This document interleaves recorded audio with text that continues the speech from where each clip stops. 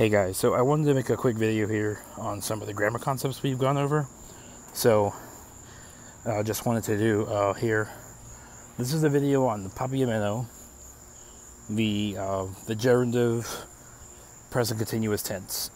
So, if you want to say something like I am doing, I am eating, I am drinking, I am writing, that ing type thing, or something like estoy haciendo, in Spanish.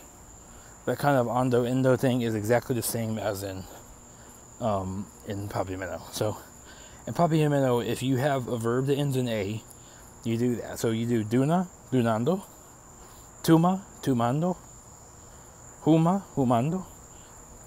So if you say I am smoking, you would say mita humando. If you want to say I am doing, you would say mita haciendo. I am eating would be mita comiendo. I am building would be mita viniendo. Some exceptions to this structure would include the following. So if you're saying somebody, so be being, if you were to say being the teacher, you would say, I'm trying to think of how a sense that we've had based on the vocabulary we have here. Being a, I don't think we have any examples. Estudiante. Yeah, I don't have any examples. I was going to try to say being a teacher is hard, but we don't have the word for that yet. Okay, I don't know how to use this here because we don't have anything, but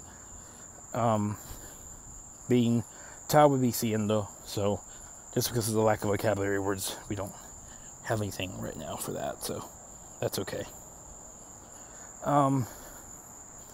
If you want to say, so teen teniendo, so teen teniendo, so if you want to say, I am having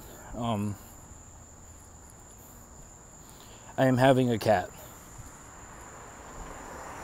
So, I am having a cat. You could say, having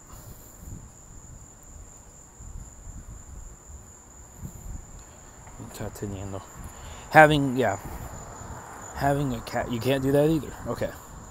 So,